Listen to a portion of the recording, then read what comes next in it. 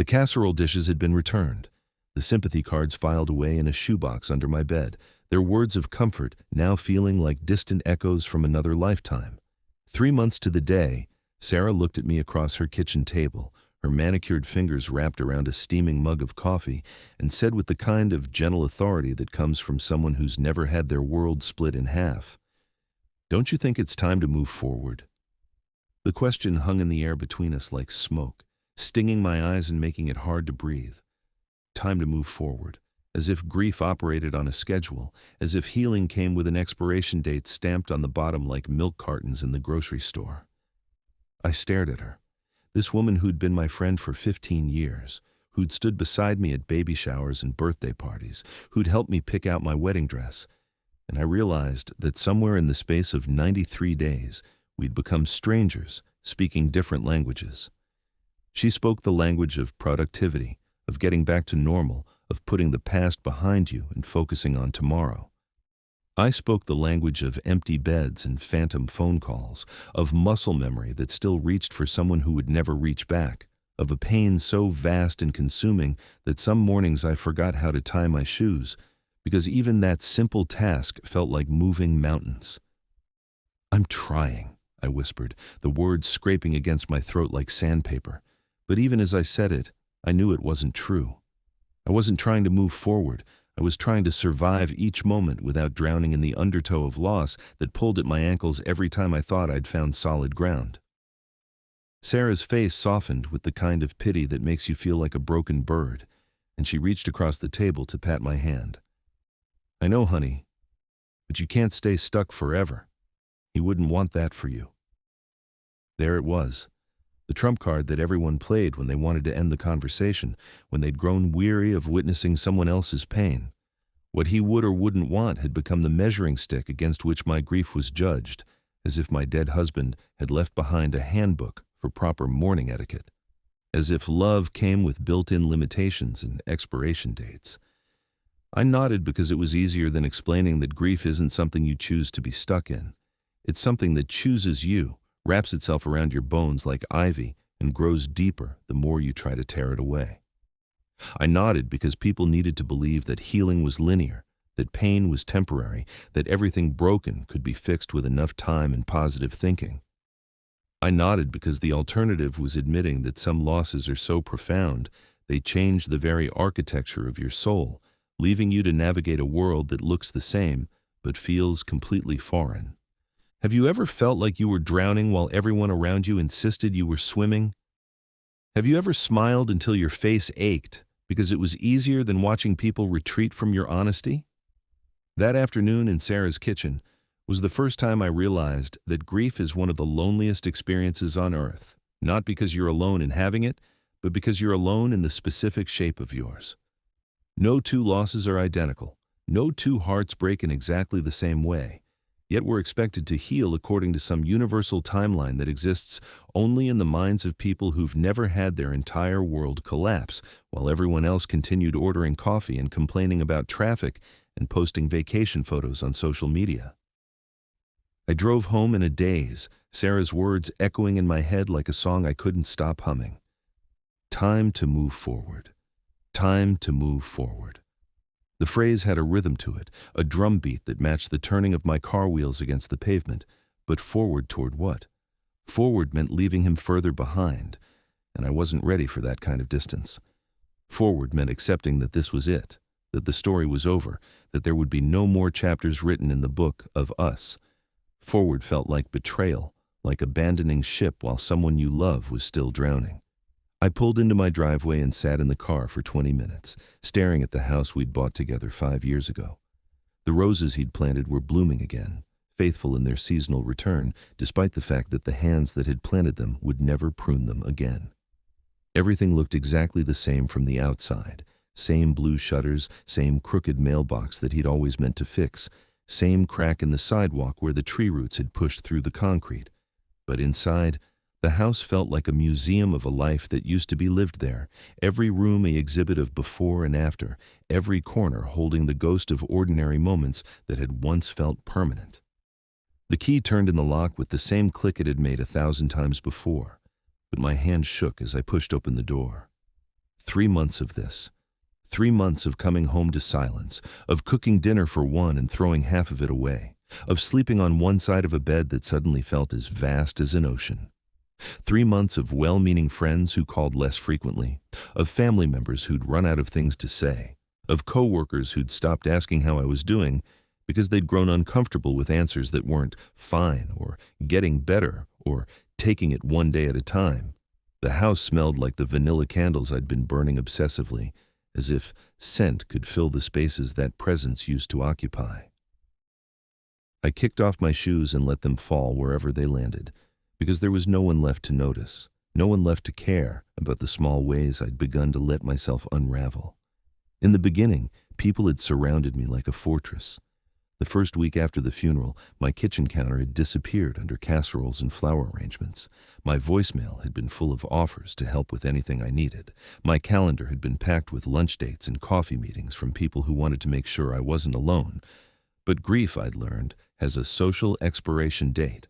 After the immediate crisis passes, after the emergency of death settles into the ordinary reality of absence, people return to their own lives and expect you to do the same. They expect you to integrate your loss into your life the way you might integrate a new job or a move to a different city, as an adjustment period that eventually resolves into a new normal. But what they don't understand is that some losses don't integrate, they obliterate. They don't become part of your story. They become the earthquake that splits your story into before and after, leaving you to figure out how to live in the after when everything you knew about yourself was built in the before.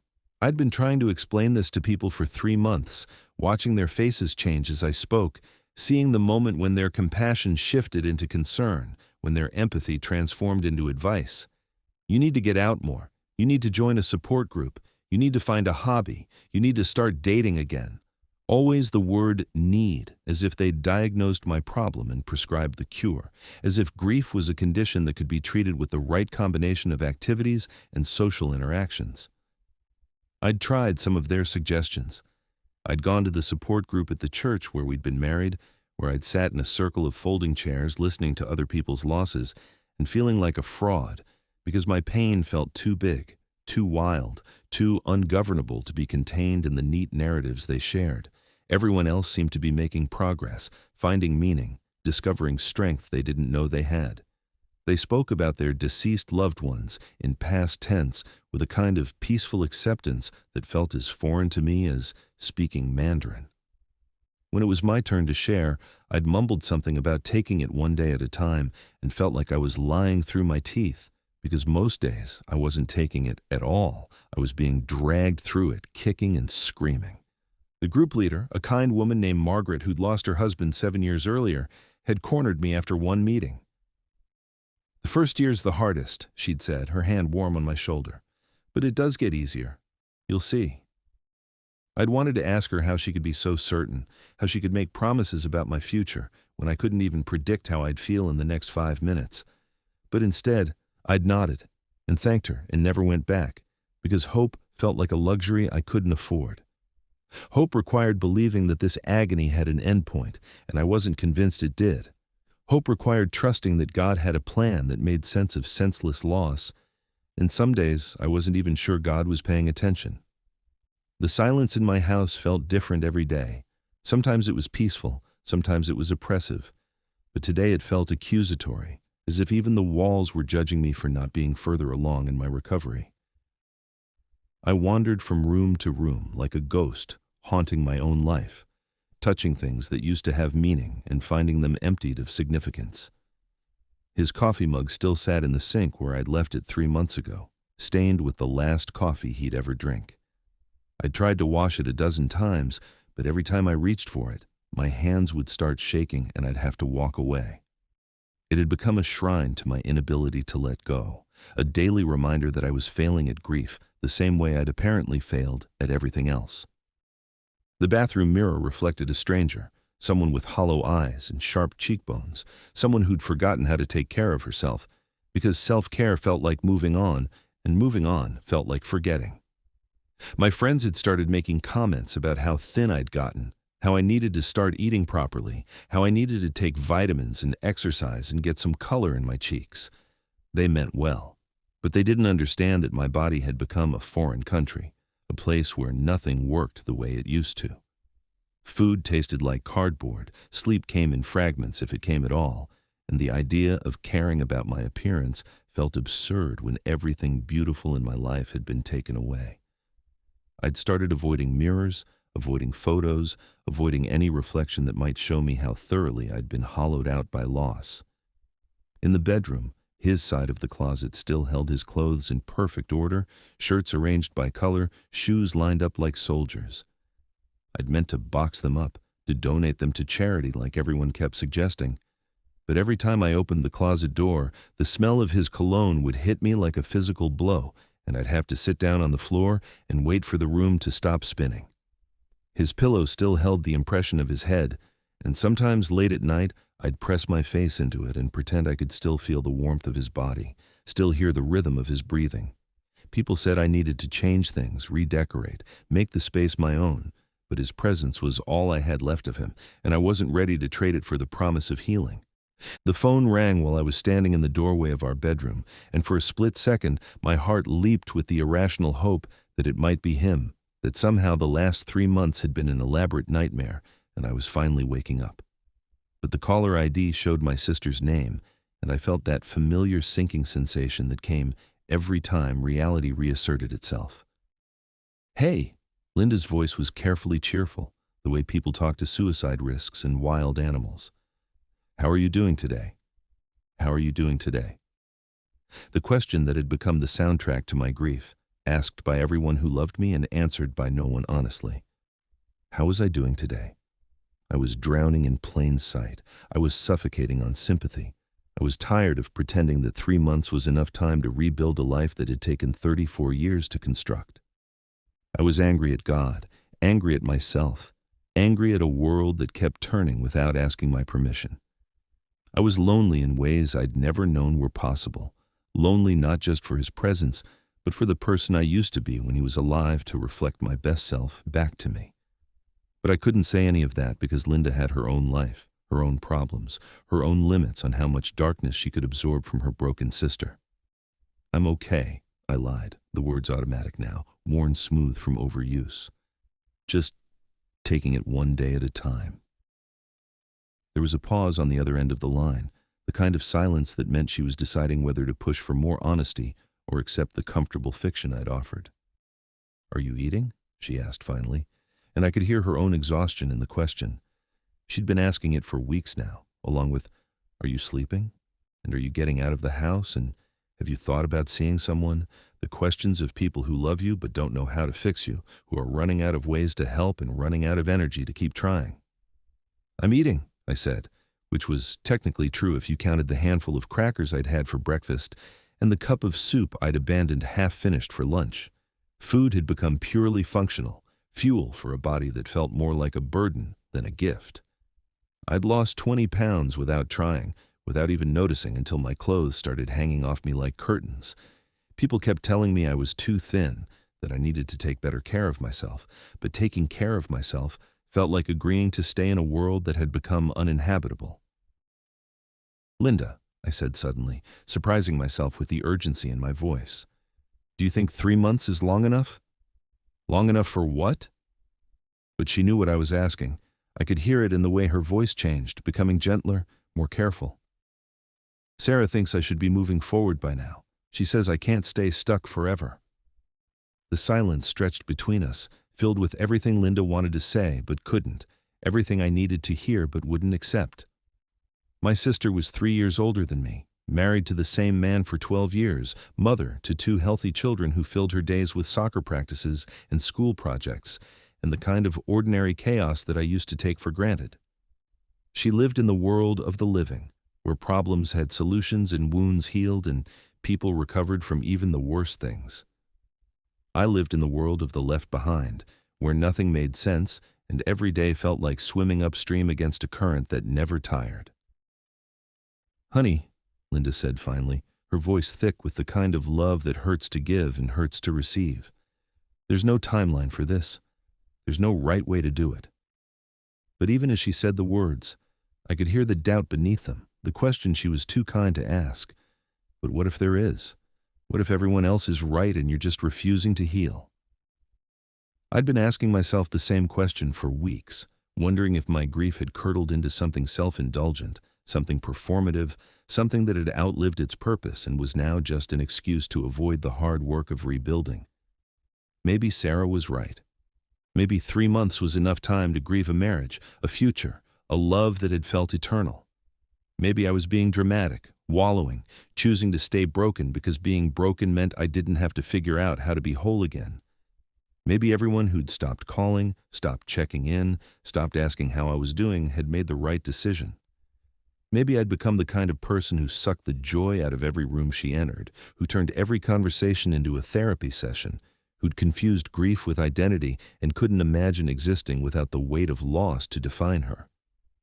The thought terrified me more than the grief itself, the possibility that I'd become someone I didn't recognize, someone who wore her pain like a badge of honor instead of carrying it like a burden. I hung up with Linda after promising to eat a real dinner, to get some fresh air, to call her tomorrow, all the small lies that people tell each other when love isn't enough to bridge the gap between their worlds. But as soon as the line went dead, the silence rushed back in, heavier than before, thick with all the things I couldn't say to anyone who was still living in the land of the hopeful. I made my way to the kitchen and opened the refrigerator, staring at the collection of takeout containers and expired groceries that had become a monument to my inability to care for myself. There was a time when this kitchen had been the heart of our home, when I'd spent Sunday afternoons meal prepping for the week ahead, when the smell of garlic and onions sautéing in olive oil had meant that life was good and ordinary and worth celebrating. Now it felt like a museum exhibit. Kitchen, circa happiness, when two people shared meals and made plans and believed in tomorrow. I closed the refrigerator without taking anything out and opened the cabinet where we'd kept the wine, where one bottle remained from the case we'd bought for our anniversary dinner that never happened. My hands shook as I pulled it out, reading the label that had once promised celebration and now offered only numbness. I'd been drinking more lately, not enough to call it a problem, but enough to notice, enough to wonder if this was how people slipped from grief into something darker. The wine was supposed to help me sleep, supposed to quiet the voices in my head that kept asking why I wasn't better yet, why I couldn't just choose to be happy, why I insisted on making everyone around me uncomfortable with the magnitude of my sadness. But it didn't help me sleep. It just made the loneliness echo louder, made the emptiness feel more vast, made the silence in the house sound like accusation. I put the bottle back without opening it, and instead filled a glass with water that tasted like nothing, like all the flavor had been leached out of the world, along with everything else that had once given life meaning. The sun was setting outside the kitchen window, painting the sky in shades of pink and gold that would have taken my breath away 3 months ago, but now just looked like a cruel reminder that beauty continued to exist in a world that felt fundamentally broken. He'd always been the one to point out sunsets, to call me over to watch the light change, to find wonder in the daily miracle of day becoming night. Without him, I'd stopped noticing, stopped looking up, stopped believing that beauty had anything to do with me. The evening stretched ahead of me like a desert, vast and empty and impossible to cross. This was the hardest time. The hours between dinner and sleep when couples talked about their days, when families gathered around television screens, when the world settled into the rhythm of shared life. I used to love evenings, the way they wrapped around us like a blanket, the way they held space for intimacy and quiet conversation, and the kind of comfortable silence that comes from knowing someone completely. Now, evenings felt like punishment, like being forced to sit alone in a theater after everyone else had gone home, staring at an empty stage where love used to perform.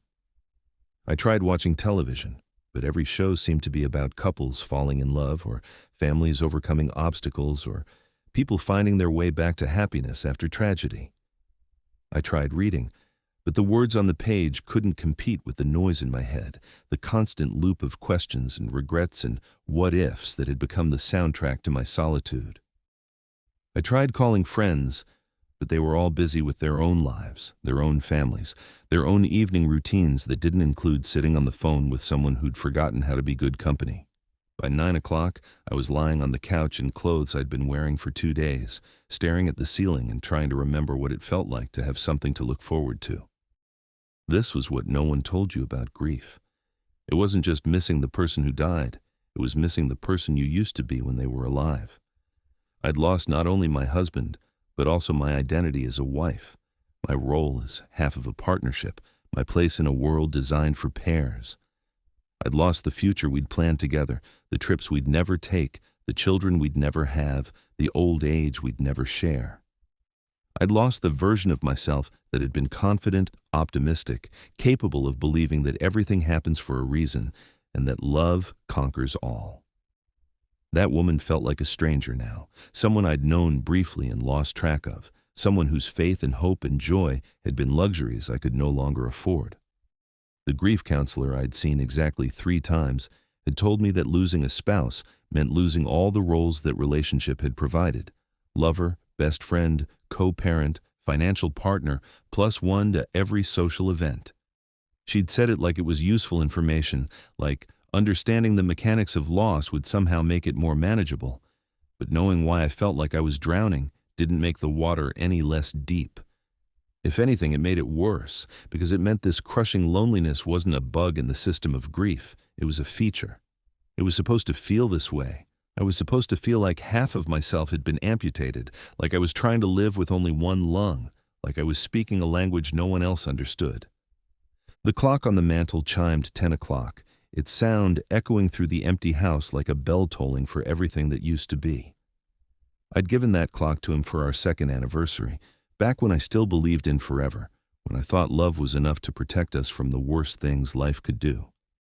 Now its steady ticking felt like mockery, marking time that stretched endlessly ahead of me, time I'd have to fill with something other than the life we'd built together.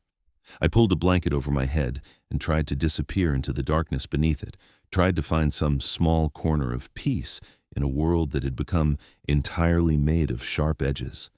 But even there, in my makeshift cave of fleece and denial, I could hear the voice that had been whispering to me for weeks, growing louder every day, impossible to ignore. It wasn't my voice, or Sarah's voice, or any of the well-meaning friends and family members who'd been coaching me through grief like it was a sport with rules and winners. It was quieter than all of them, gentler, like someone speaking from very far away or very close, I couldn't tell which. "I see you there," it whispered, pretending to be okay. "You don't have to perform for me. I'm not watching the clock, I'm watching your heart." I'd been raised in church, baptized at 12, married in front of an altar where I'd promised to love and honor and cherish until death do us part. I'd believed in God the way children believe in gravity, as a fundamental fact of existence, something so basic and reliable that questioning it never occurred to me. But faith, I'd discovered, was a fair-weather friend. When the storms came, when death arrived without warning and took away everything that had anchored my world, faith had seemed to evacuate along with everyone else who couldn't handle the magnitude of my pain. For 3 months, I'd been angry at God for letting this happen, for not answering my desperate prayers for healing, for staying silent while I screamed questions into the void. I'd stopped going to church because I couldn't bear to sing songs about hope and joy and God's goodness when my own experience suggested that God was either absent or cruel. I'd stopped praying because prayer felt like shouting into an empty canyon, like sending letters to an address that didn't exist. But now, lying under this blanket in the darkness of my grief, I heard something I hadn't heard in months. Not silence, but whispered presence. Not answers, but acknowledgement. Not promises of healing, but recognition of hurt. "I'm not rushing you," the voice continued, so soft I might have imagined it. "I'm sitting with you." The words hit me like a physical thing, like someone had reached into my chest and touched the wound that wouldn't heal. For the first time in 3 months, I felt something other than anger or emptiness or the crushing weight of other people's expectations. I felt seen, not judged, not hurried, not measured against some cosmic timeline for appropriate grieving, just seen in all my brokenness, in all my refusal to pretend I was better than I was, in all my stubborn insistence on feeling the full weight of my loss instead of rushing toward some artificial finish line called healing. I pulled the blanket tighter around my shoulders and let myself cry for the first time in weeks, not the angry tears that had been my constant companion, not the frustrated tears that came when people told me what I should be doing differently, but something deeper and cleaner, like rain after a drought. They were tears of relief, tears of recognition, tears of finally being met in the depths of my pain instead of being called out of it before I was ready. I'm sitting with you. The words echoed in the empty house, filling spaces that had been hollow for months. And for the first time since Sarah had asked me when I was going to move forward, I wondered if maybe the answer wasn't about moving at all. Maybe it was about staying exactly where I was until someone else's timeline stopped mattering, until other people's discomfort with my grief stopped dictating how I was allowed to feel, until I learned the difference between healing and hurrying, between moving forward and moving through, between the world's impatience and heaven's patience. Maybe God wasn't absent from my pain. Maybe God was present in it, sitting in the silence with me, holding space for however long it took, refusing to rush me toward a wholeness I wasn't ready to claim. Maybe the voice I'd been hearing wasn't calling me out of my grief, but deeper into it, not toward some predetermined destination, but toward whatever waited on the other side, of feeling everything completely, of letting the pain teach me what it had come to teach, of learning that love, this deep, leaves scars this permanent. And that's not a failure of healing. That's proof of how thoroughly, how completely, how sacredly I had been transformed by loving someone worth grieving forever. The alarm clock had been screaming for 10 minutes before I finally reached over and slapped it into silence, my hand moving through the thick fog of another restless night. 4 months now. 4 months since the world had split in half, and I'd somehow managed to convince everyone, including myself, most days, that I was functioning. The performance had become so automatic, I could do it in my sleep: shower, dress, drive to work, smile at coworkers, attend meetings, nod at appropriate moments, laugh when others laughed, speak when spoken to, complete tasks with the mechanical precision of someone who'd forgotten that work used to feel meaningful. But this morning, something felt different. Not better. I'd learned not to trust those deceptive moments when grief loosened its grip just enough to let you think you might be healing, but different in a way that made my skin feel too tight, like I was wearing a costume that no longer fit. The face in the bathroom mirror looked like a stranger playing dress-up, someone who'd borrowed my features but forgotten how to inhabit them authentically. The concealer under my eyes was getting thicker each week, a desperate attempt to hide the evidence of nights spent staring at the ceiling, of dreams that brought him back only to kill him again each morning when I woke up alone. My clothes hung loose on a frame that had forgotten how to be hungry, how to want anything beyond the basic fuel required to keep moving through days that felt like walking through quicksand. "You look good," my coworker Janet said as I passed her desk, and I wanted to laugh at the absurdity of it, at how thoroughly I'd mastered the art of looking alive while feeling dead inside. "Thanks," I replied automatically, the words scraping against my throat like sandpaper, because even the smallest social interactions required energy I didn't possess, required me to reach into reserves that had been empty for months. The morning dragged by in a series of emails and phone calls and meetings that felt like watching someone else's life through a window, like I was a ghost haunting my own existence.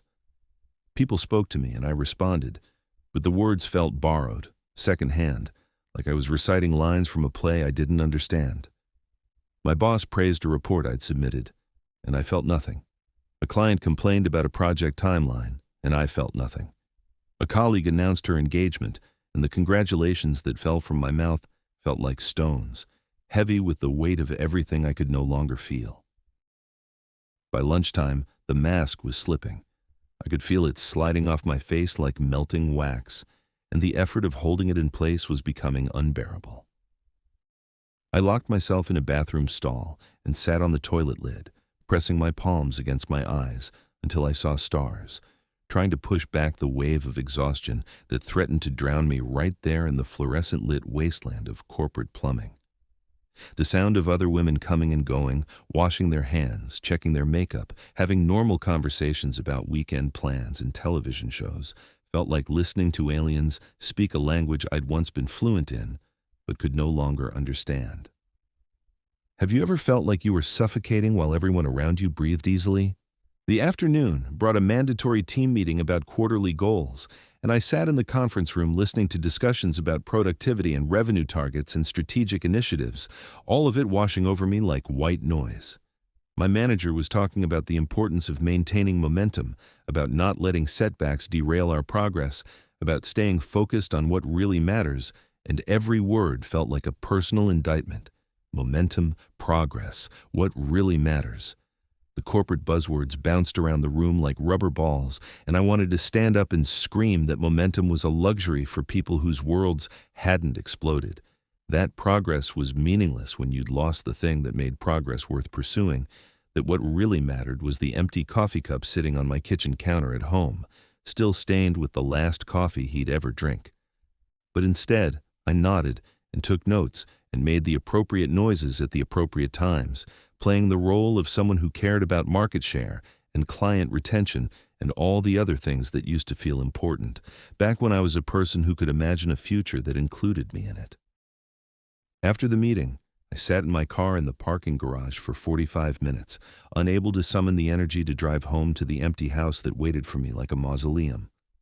The concrete walls around me felt like the inside of a tomb, and I wondered if this was what dying felt like, not the dramatic exit I'd always imagined, but this slow fade, this gradual disappearance of everything that had once made me recognizably human.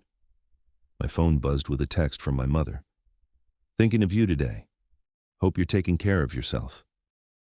The message was kind, well-intentioned, soaked in the love of someone who wanted to help but didn't know how, but it made me want to throw my phone against the windshield and watch it shatter into 1,000 pieces. Taking care of yourself. The phrase had become a mantra among the people who loved me, repeated like an incantation that might summon the person I used to be. But what they didn't understand was that taking care of myself felt like betrayal, like agreeing to exist in a world that had become fundamentally hostile to my happiness. Why should I take care of a body that felt like a prison? Why should I nourish a life that felt like punishment? Why should I preserve something that hurt so much I could barely stand to be inside it? I finally drove home as the sun was setting, the sky painted in colors that used to take my breath away but now just looked like a gaudy performance, like the universe showing off while I sat in the audience feeling nothing. The radio played a song we used to love, and I punched the power button so hard I thought I might break it, needing silence more than I needed music, needing the absence of sound more than I needed to be reminded that there had been a time when songs could make us dance in the kitchen while dinner cooked on the stove. The house greeted me with its familiar emptiness, that particular kind of quiet that comes from spaces where laughter used to live. I dropped my keys on the counter and stood in the middle of the kitchen, listening to the hum of the refrigerator and the tick of the clock and the sound of my own breathing, all of it combining into a symphony of solitude that felt more oppressive with each passing day. The routine was always the same now. Come home, heat up something that barely qualified as food, eat half of it while standing at the counter, throw the rest away, shower until the hot water ran out, lie in bed staring at the ceiling until exhaustion finally won over insomnia. It was a life stripped down to its most basic functions, survival without any of the extras that used to make survival feel worthwhile. But tonight, something cracked. Maybe it was the accumulated weight of 4 months of pretending. Maybe it was Janet's comment about how good I looked. Maybe it was the team meeting where everyone talked about moving forward, while I felt like I was moving backward through quicksand.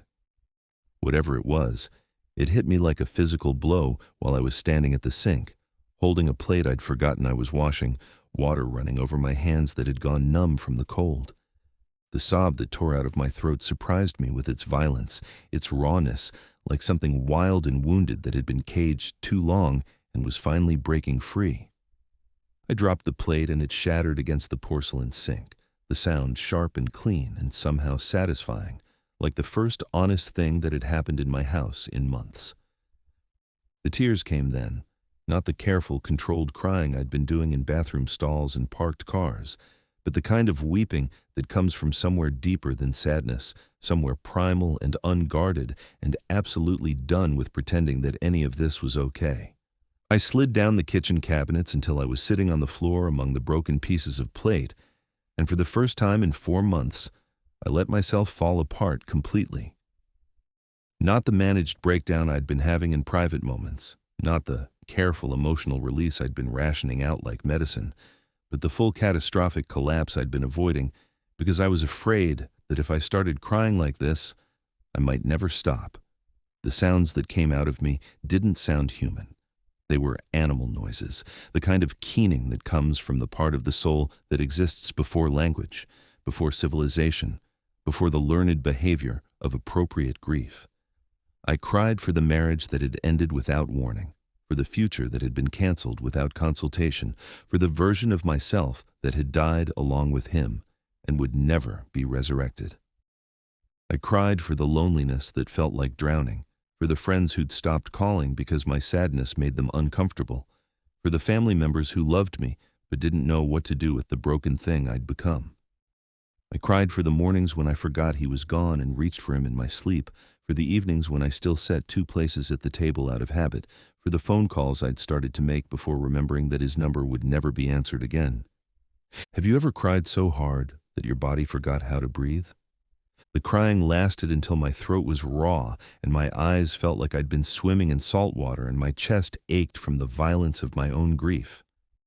When it finally stopped, the silence that followed felt different, not empty, but full of something I couldn't name. I sat on the kitchen floor surrounded by broken ceramic and the debris of my own emotional explosion, and realized that this was the first time in 4 months that I'd felt anything completely, that I'd allowed myself to experience the full magnitude of my loss without trying to manage it or minimize it or apologize for it. The performance was over. The mask had fallen off and shattered along with everything else, and I was sitting in the wreckage of my own pretense, finally too exhausted to pretend that I was anything other than completely, utterly, devastatingly broken. But there was relief in it too, the kind of relief that comes from finally telling the truth after months of lying, from finally admitting that you're drowning instead of insisting that you're swimming, from finally acknowledging that some losses are so profound they don't heal. They just become part of the architecture of who you are. As I sat there in the aftermath of my breakdown, I became aware of something I hadn't noticed before, or maybe something that hadn't been there before. I couldn't tell which. It was a presence, subtle but unmistakable, like someone had quietly entered the room and was sitting beside me in the debris of my emotional catastrophe. Not the oppressive presence of grief, which had been my constant companion for months, but something else entirely. Something that felt less like weight and more like warmth, less like judgment and more like acceptance. "You don't need to explain your pain to be worthy of comfort," came the whisper, so soft I almost missed it beneath the sound of my own ragged breathing. The words didn't come from my own mind. They were too kind for that, too gentle, too devoid of the self-criticism that had become the soundtrack to my internal monologue. They came from somewhere else, somewhere beyond the reach of human impatience and social expectations, and the crushing timeline that everyone else seemed to think my grief should follow. I'd been angry at God for 4 months, furious at what felt like divine abandonment, outraged by prayers that seemed to bounce off the ceiling and return to me unanswered. I'd stopped going to church because I couldn't bear to sing about God's goodness when my own experience suggested that God was either cruel or absent. I'd stopped praying because it felt like talking to myself, like shouting into a void that echoed back nothing but my own desperation. But sitting there on my kitchen floor, covered in my own tears and surrounded by broken things, I felt something I hadn't felt since the day my world collapsed. I felt heard, not answered. The pain was still there, as sharp and consuming as ever, but heard in a way that went deeper than answers, acknowledged in a way that was more healing than solutions. The presence didn't try to fix me or rush me or explain why this had happened. It just sat with me in the wreckage, holding space for my brokenness without trying to repair it, witnessing my pain without trying to minimize it. I was there in the stillness, not the noise, the voice continued, and I understood suddenly that I'd been looking for God in all the wrong places.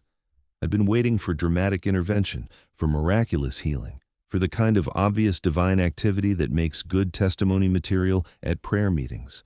But God had been present in the quiet moments, in the spaces between sobs, in the breath that kept coming even when I didn't want it to, in the heart that kept beating even when I wished it would stop. God had been there in the friends who'd held me while I cried, in the co-workers who'd covered for me when I couldn't focus, in the strangers who'd sent cards with no expectation of response. God had been there in the sunrise that painted my bedroom wall with light each morning, in the roses that kept blooming in my garden despite the fact that no one was tending them, in the small mercies that had kept me breathing through the worst days of my life. I'd been so focused on the big miracles I thought I deserved that I'd missed the small ones that had been carrying me all along. The kitchen floor was cold and hard beneath me, but I didn't want to move yet. Moving would mean returning to the world of expectations and timelines and people who thought 4 months was enough time to rebuild a life. Moving would mean putting the mask back on, finding new ways to pretend that I was healing according to someone else's schedule, continuing the exhausting performance of being someone who was doing better when I'd never felt more lost in my life. But here, in the stillness of my empty house, surrounded by the evidence of my own emotional honesty, I felt something I hadn't felt in months. Permission. Permission to be exactly as broken as I was for exactly as long as it took. Permission to grieve without apology, to hurt without explanation, to take up space with my pain instead of shrinking it down to make other people comfortable. Permission to stop performing recovery and start actually experiencing it, whatever that looked like, however long it took. Maybe healing isn't a finish line, I thought, the words forming in my mind like something I'd always known but had forgotten. Maybe it's a conversation. The idea felt revolutionary, dangerous, completely at odds with everything I'd been taught about grief and recovery and the proper way to respond to loss.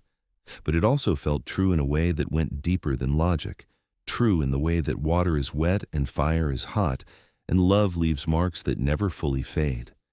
Healing as conversation meant that there was no predetermined endpoint, no moment when I would cross some invisible threshold and be officially over it. It meant that grief wasn't a problem to be solved, but a relationship to be navigated, not a condition to be cured, but a language to be learned. It meant that the pain had something to teach me, something to tell me, something to give me that I couldn't receive if I rushed past it toward some artificial version of wholeness. The broken plate scattered around me suddenly looked less like destruction and more like archaeology, like evidence of something that had been excavated from the depths of my soul. I'd been keeping my grief so carefully contained, so neatly managed, so socially acceptable that I'd forgotten it was allowed to be messy, allowed to be inconvenient, allowed to shatter things and make noise and refuse to clean up after itself. The tears on my cheeks felt like baptism, like I was being washed clean of everyone else's expectations and born into something truer, something that belonged entirely to me and God and the sacred space where honest pain meets unfailing love. "You are not broken because you feel," whispered the voice that was becoming clearer with each word. "You are becoming." The phrase hit me like lightning, illuminating everything I'd been unable to see through the fog of my own shame. I wasn't failing at grief. I was succeeding at it. I wasn't stuck in my pain. I was finally brave enough to feel it completely. I wasn't broken beyond repair. I was being broken open, cracked wide enough for light to get in, hollowed out in preparation for something I couldn't yet imagine, but was already beginning to trust. I stayed on that kitchen floor until my legs went numb and the broken ceramic had left imprints on my palms, until the sun finished setting and the house filled with darkness that felt less like absence and more like rest. When I finally stood up, my knees creaking like an old woman's, I felt different, not healed, not whole, not ready to convince anyone that I was doing better, but different in a way that mattered. The mask I'd been wearing for 4 months lay shattered around my feet along with everything else, and I knew I couldn't put it back together even if I wanted to. Tomorrow I would have to face the world without it, would have to figure out how to be authentically broken in a culture that demanded performance, would have to learn the difference between healing and hurrying, between moving forward and moving through. But tonight, for the first time since my world had collapsed, I felt like I was exactly where I needed to be, sitting in the wreckage of my own honesty, finally too tired to pretend, finally broken open enough to receive the comfort that had been waiting patiently for me to stop performing long enough to notice it was there. The letter arrived on a Tuesday morning, mixed in with the electric bill and grocery store flyers. Its handwriting so familiar it made my hands shake before I even opened it. 6 months now since everything had ended, and I'd thought I was done being ambushed by grief, done having my carefully reconstructed composure demolished by unexpected reminders of the life I used to live. But there it was, addressed in his mother's distinctive script, my name written in the careful penmanship of someone who'd learned to write when handwriting mattered, when letters were still the primary way people reached across distance to touch each other's hearts. I almost threw it away without opening it, almost added it to the pile of condolence cards I still couldn't bear to read, the well-meaning words from people who wanted to comfort me, but didn't know that comfort felt like sandpaper against skin that had been scraped raw by loss. But something made me pause. Some instinct that this letter was different, that whatever Eleanor had written couldn't be ignored or filed away or added to the growing collection of things I was too fragile to handle. I opened it standing in my kitchen, still wearing yesterday's clothes, still carrying the exhaustion of another sleepless night in the dark circles under my eyes. The paper was cream-colored, expensive, the kind Eleanor had always used for important occasions, and her words were written in blue ink that had smudged slightly in places, as if tears had fallen on the page while she wrote. "My dear girl," it began, and immediately I could hear her voice, could see her sitting at the antique writing desk in her living room, the one that had belonged to her grandmother, the one where she'd written letters to him during his deployment overseas, where she'd composed thank-you notes and birthday wishes, and all the small correspondences that had kept her connected to the people she loved. "I know these months have been unbearable for you, and I know that everyone has been telling you how you should feel, when you should feel it, how long grief is supposed to last. I'm writing to tell you something different." My legs gave out before I could finish the first paragraph, and I sank into the kitchen chair where I'd eaten 1,000 breakfasts alone, where I'd stared at my phone waiting for calls that would never come, where I'd practiced conversations with him that existed only in my imagination. Eleanor's letter continued in her measured, thoughtful way, each word chosen carefully, each sentence crafted with the precision of someone who understood that words could heal or wound, could build bridges or burn them down. When my husband died 37 years ago, people gave me 6 months to grieve properly, 6 months to mourn a marriage that had lasted 42 years, 6 months to say goodbye to the person who had been my partner, my best friend, my companion through everything that mattered. It was absurd then, and it's absurd now. Grief doesn't follow other people's schedules, sweetheart. It follows love's schedule, and love is eternal. I had to stop reading to wipe my eyes, surprised by tears that felt different from the ones I'd been crying for months. These weren't the angry tears that came when people told me I should be moving on, weren't the frustrated tears that accompanied every well-meaning piece of advice about getting back out there, finding new purpose, choosing happiness. These were tears of recognition, of finally being seen by someone who understood that the depth of grief is simply the other side of the depth of love, that you can't measure the recovery time for a broken heart the same way you measure the healing time for a broken bone. Eleanor had loved her husband the way I'd loved mine, completely, without reservation, with a kind of devotion that rewrites the very structure of your soul until you can't remember who you were before them, can't imagine who you might be without them. "I want to tell you something that took me years to understand," the letter continued, Eleanor's handwriting becoming slightly more urgent, as if she was leaning forward across time and space to make sure I heard her clearly. "The pain you're feeling isn't a mistake. It's not something that went wrong with your healing process. It's not evidence that you're doing grief incorrectly or taking too long or being too dramatic. The pain is sacred, dear one. It's the price of having loved someone completely, and it's also the gateway to understanding what that love was meant to teach you. Don't skip the middle of your grief. Don't rush past the hard part to get to some imaginary finish line where you'll be over it. There is no over it. There is only through it, and through it takes exactly as long as it takes. Don't skip the middle." The phrase hit me like a revelation, like someone had suddenly turned on a light in a room where I'd been fumbling around in darkness for months. I'd been so focused on getting to the end of grief, on reaching some promised land where the pain would stop and life would make sense again, that I'd missed the possibility that the middle might have its own purpose, its own gifts, its own essential lessons that could only be learned in the valley, never on the mountaintop.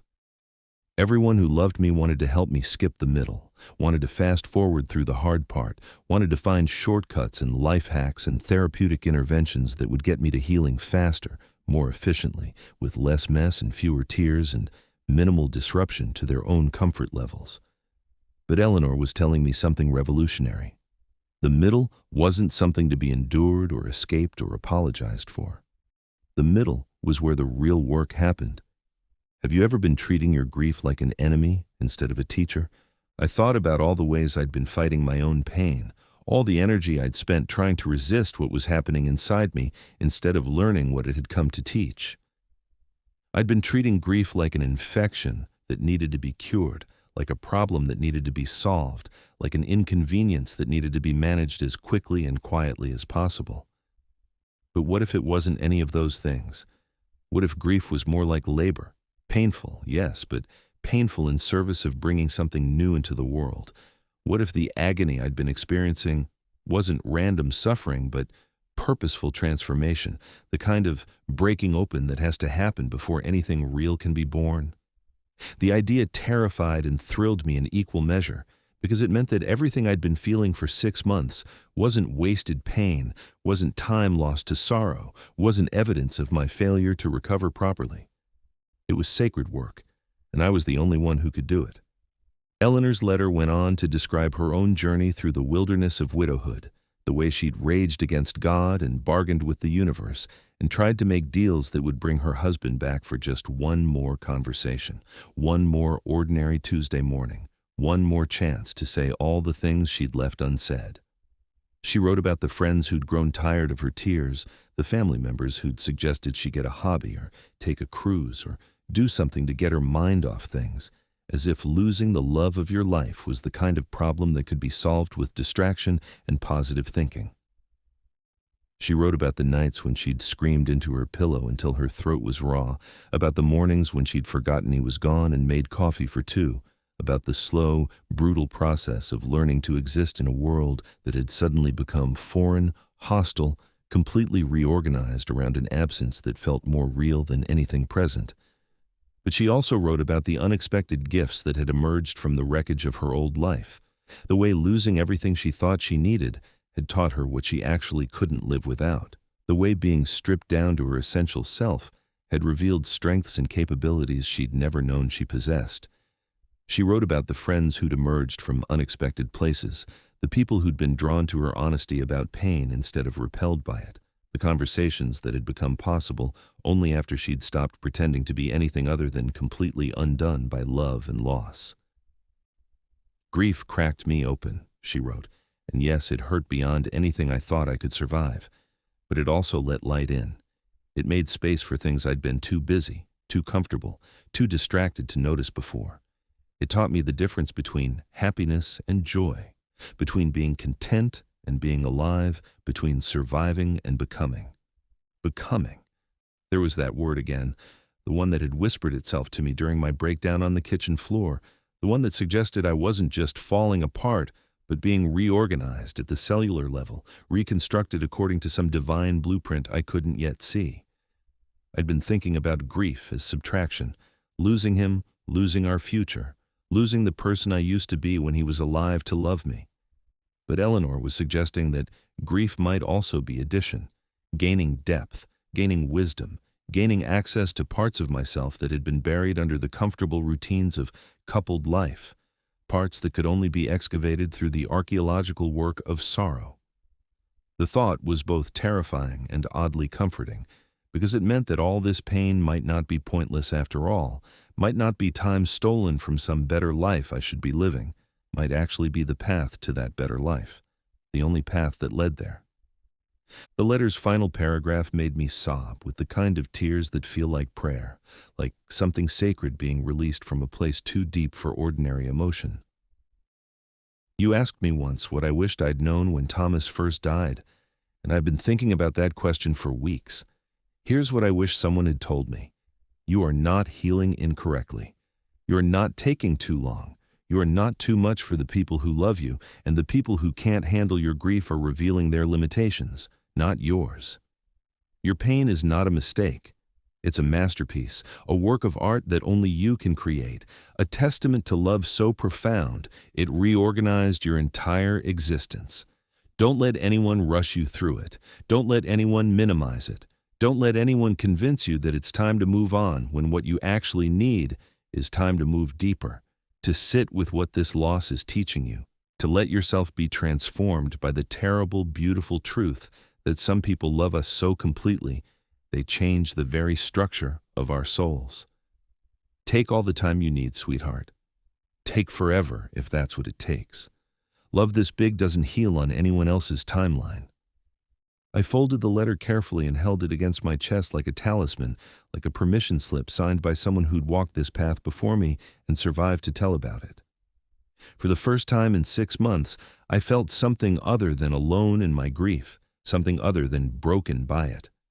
I felt accompanied, witnessed, understood by someone who knew that the depth of sorrow is simply evidence of the depth of love, that pain this profound isn't pathology.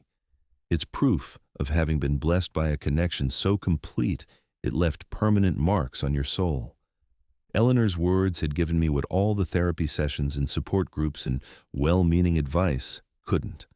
Permission to be exactly where I was for exactly as long as I needed to be there. Permission to trust that my heart knew what it was doing even when my mind couldn't make sense of it.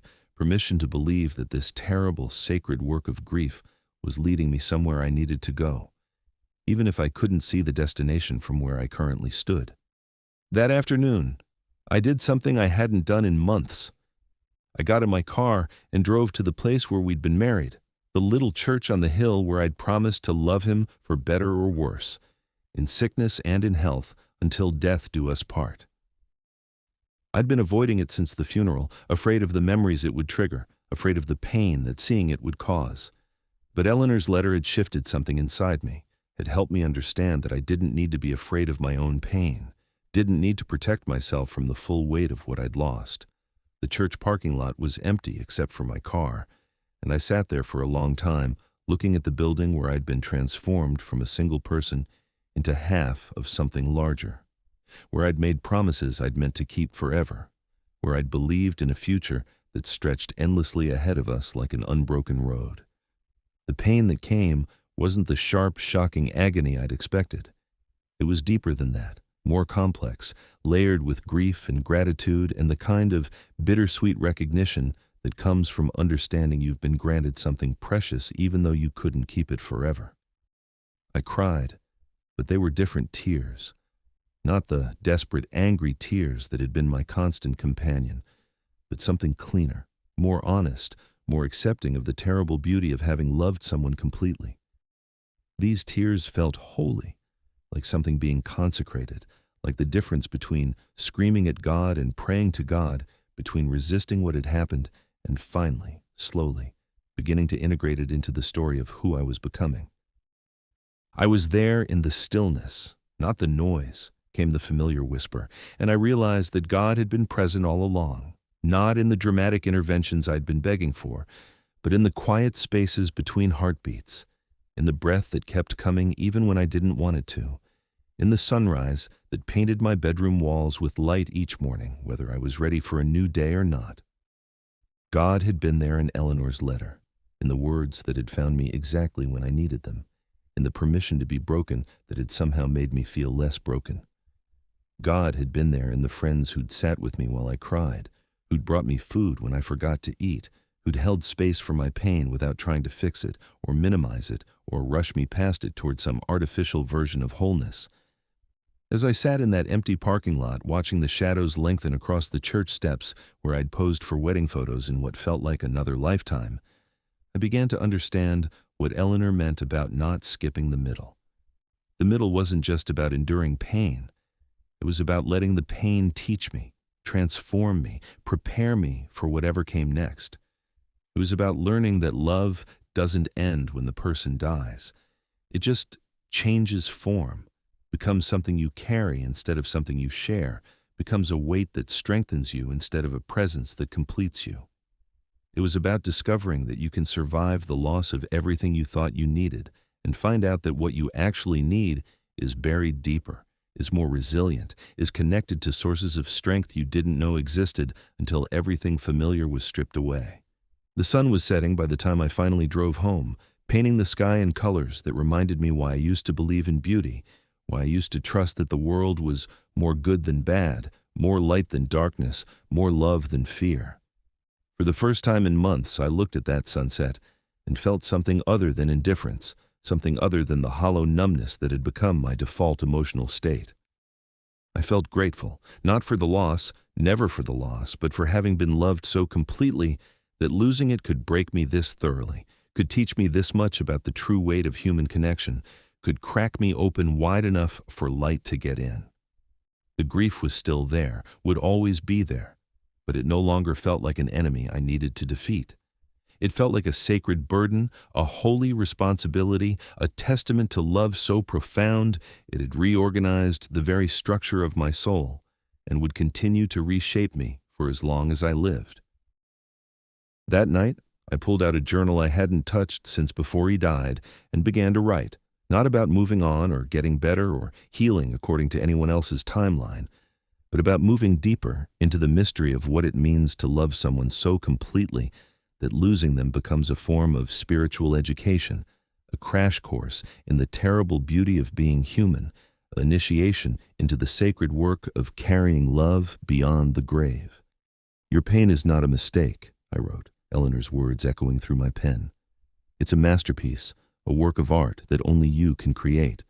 And for the first time since my world had collapsed, I began to believe that might actually be true, that this terrible journey I'd been forced to take might be leading me somewhere worth going, somewhere I could never have found if I'd taken the shortcut everyone else wanted me to take, somewhere that could only be reached by walking directly through the valley of the shadow of death and discovering that even there, especially there, I was not alone.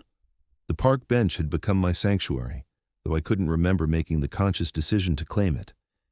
8 months now since the world had split in half, and somehow my feet had started carrying me here every evening after work, to this weathered wooden seat that overlooked the pond, where ducks glided across water that reflected the sky like a mirror. It wasn't particularly beautiful, just a standard city park bench, green paint peeling at the edges, carved with the initials of long-forgotten lovers, and scratched with the kind of graffiti that speaks to the universal human need to leave evidence that we were here, that we mattered, that someone might remember us after we're gone.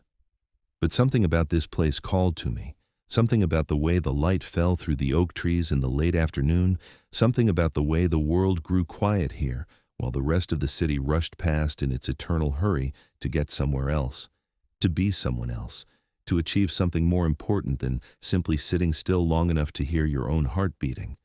I'd been coming here for 3 weeks before I realized what was happening.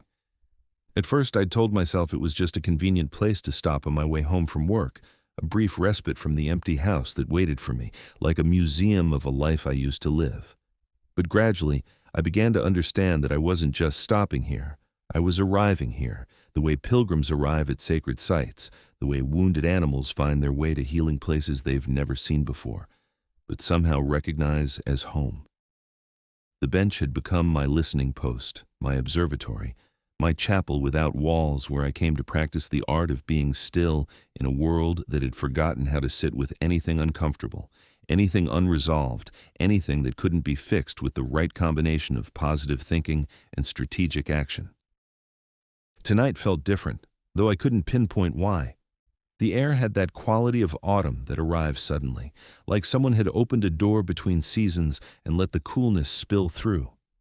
The leaves on the oak tree above me were just beginning to turn, their edges touched with gold that caught the late afternoon light and threw it back in handfuls of scattered brilliance.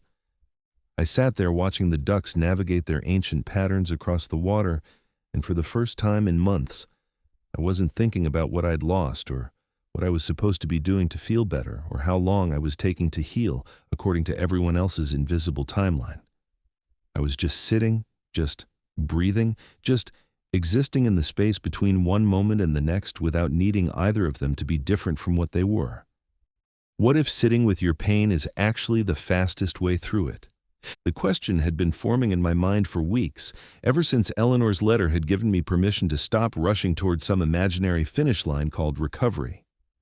What if all my efforts to hurry past the hard parts, to skip over the uncomfortable middle, to fast forward through grief toward some promised land of healed wholeness had actually been slowing me down?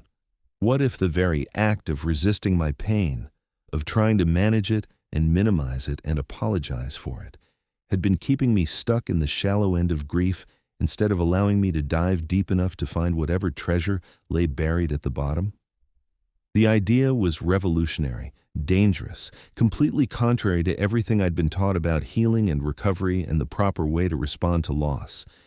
But sitting there on my park bench, watching the light change and the water move and the world continue its ancient dance of death and renewal, it felt true in a way that bypassed logic and landed directly in the part of me that had been waiting 8 months for someone to tell me it was okay to stop performing and start feeling. I thought about all the ways I'd been trying to speed up my own healing, the books I'd read about the stages of grief, as if pain came with a roadmap and a predictable destination, the support groups I'd attended where everyone seemed to be making progress except me, the therapy sessions where I'd searched desperately for insights that would unlock the secret to moving forward, the well-meaning advice from friends who'd never lost anything irreplaceable, but were certain they knew how I should handle losing everything. All of it had been aimed at getting me somewhere else, someone else, some version of myself that had integrated this loss and emerged stronger, wiser, more spiritually evolved. But what if the point wasn't to get somewhere else? What if the point was to be exactly where I was, for exactly as long as it took, until the being itself became the healing? The sun was beginning to set, painting the sky in colors that reminded me why I used to believe in God, why I used to trust that beauty was evidence of divine presence, why I used to think that everything happened for a reason, even when the reason was invisible. For months I'd been angry at God for taking him away, for not answering my desperate prayers for healing, for staying silent while I screamed questions into the void that echoed back nothing but my own desperation. But sitting there as darkness began to gather around the edges of the day, I felt something I hadn't felt since before my world collapsed. I felt held, not fixed, not healed, not delivered from my pain, but held in it, accompanied through it, witnessed in the full magnitude of my brokenness without judgment or timeline or expectation of improvement. "I don't work on your timeline," came the whisper that had become as familiar as my own heartbeat. "I work on love's timeline, and love is never in a hurry." The words settled into my chest like seeds finding soil, like something that had been waiting for the right conditions to take root, finally being planted in ground that had been prepared by months of breaking open, months of having everything familiar stripped away until only the essential remained. Love's timeline. Not the world's timeline, not society's timeline, not even my own timeline with its desperate need for resolution and closure, and some kind of proof that all this suffering had been worth something.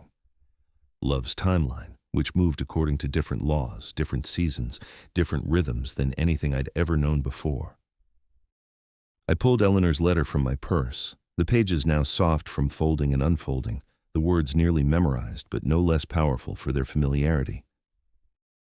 "Your pain is not a mistake," I read again in the fading light. "It's a masterpiece. A work of art that only you can create, a testament to love so profound it reorganized your entire existence." Sitting there in the gathering dusk, I began to understand what she meant. The pain wasn't an interruption of my life story. It was the most important chapter, the one that would give meaning to everything that came before and everything that came after. It wasn't something to be gotten over or gotten through as quickly as possible. It was something to be experienced fully, honored completely, allowed to teach me whatever it had come to teach. For the first time since my world had collapsed, I allowed myself to consider the possibility that I might not want to go back to who I was before, that the person I'd been in the time of safety and certainty and unquestioned faith might have been too small to contain what I was becoming. The woman who'd lived in the before times had been happy, yes, but her happiness had been untested, built on the assumption that love was permanent and life was fair and good.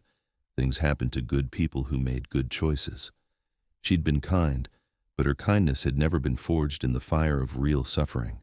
She'd been faithful, but her faith had never been asked to survive the complete dismantling of everything she'd believed about how the world worked. She'd been grateful, but her gratitude had been easy, automatic, the gratitude of someone who'd never had to give thanks while everything fell apart around her. The woman I was becoming was different, not better necessarily, but deeper, more complex, more real, in ways that both terrified and thrilled me. She knew things the other woman had never even suspected, understood truths that could only be learned in the valley of the shadow of death, carried wisdom that came at a price most people never had to pay. She knew that love doesn't end when the person dies. It transforms, becomes something you carry instead of something you share, becomes a weight that strengthens you instead of a presence that completes you.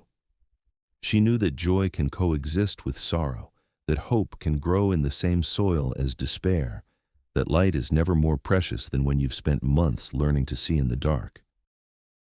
She knew that faith isn't the absence of questions. It's the willingness to keep asking them even when the answers don't come, even when God seems silent, even when the only thing you can trust is that love is larger than loss and stronger than death. What if God never intended for you to get over it, but to get through it and help others do the same?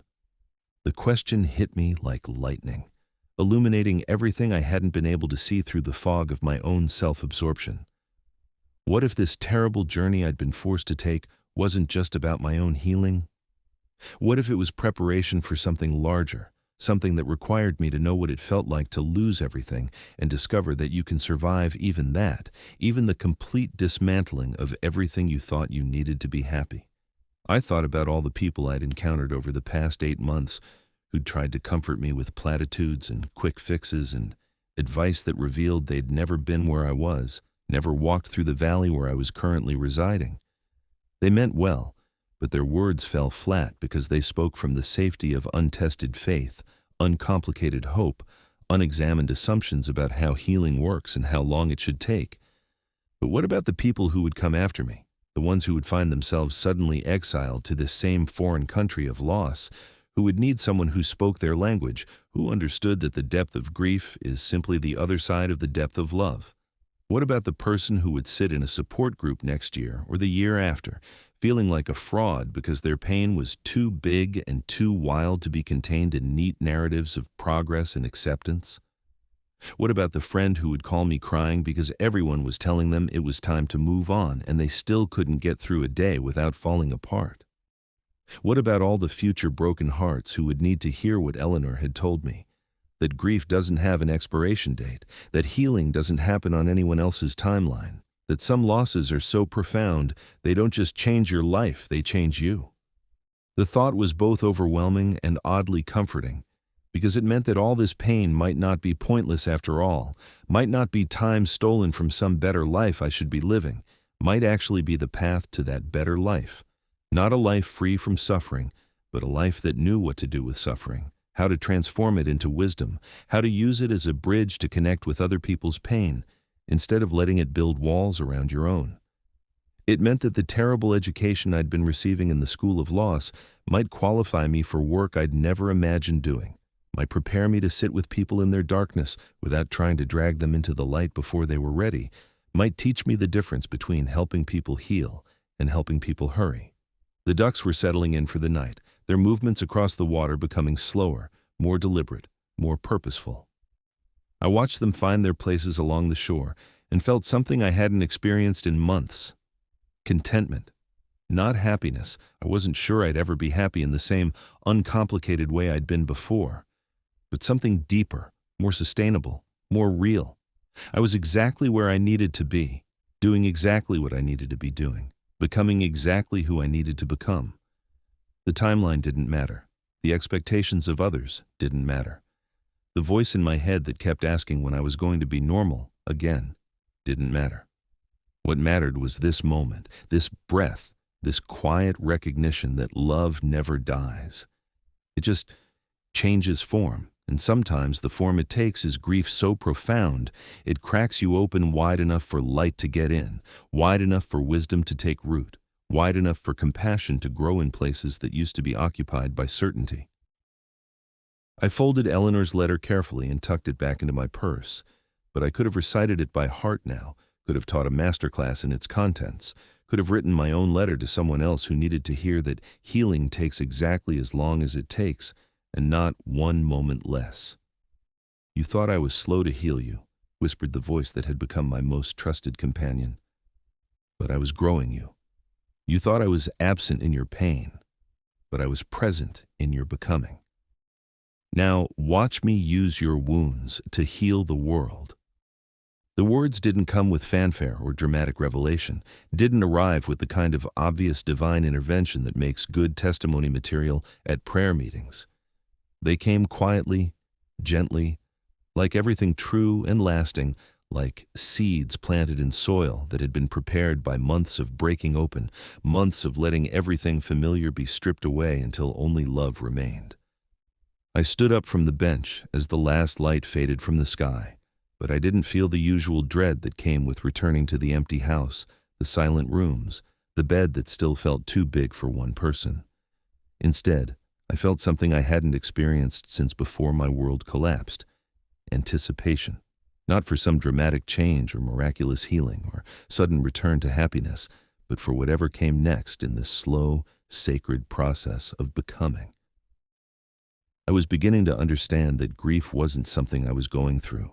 It was something I was growing through, something that was growing me into a version of myself I couldn't have imagined in the time of safety and certainty and unquestioned faith.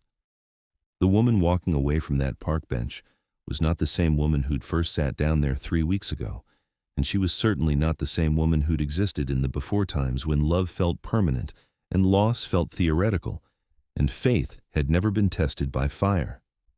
This new woman carried scars that would never fully fade, questions that would never be completely answered, an ache that would never entirely disappear.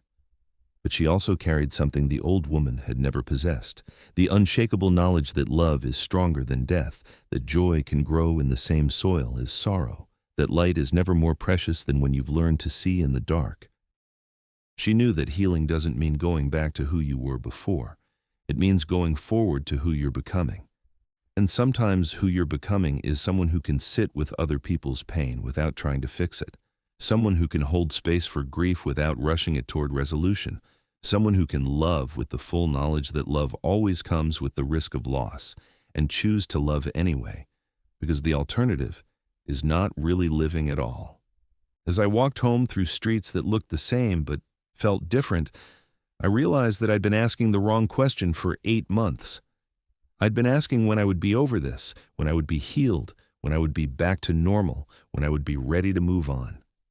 But the right question, the only question that mattered, was who I was becoming in the midst of this, what I was learning in the valley, how I was becoming, being transformed by the terrible, beautiful truth that some people love us so completely, they change the structure of our souls and continue to shape us long after they're gone.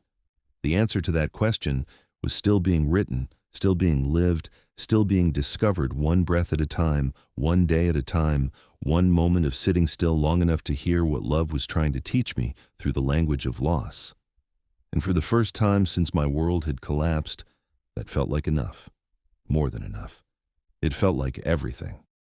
The phone call came on a Tuesday morning, exactly 1 year after Eleanor's letter had arrived to save my life. I was sitting at my kitchen table, the same table where I'd eaten 1,000 solitary breakfasts, where I'd stared at sympathy cards I couldn't bear to open, where I'd practiced conversations with him that existed only in my imagination. But this morning felt different, not because the grief was gone, it would never be gone, but because I'd learned to carry it like something sacred instead of something shameful, like a prayer instead of a burden, like proof of love rather than evidence of failure. The woman on the other end of the line was crying so hard I could barely understand her words, but I didn't need to understand them to recognize the sound she was making.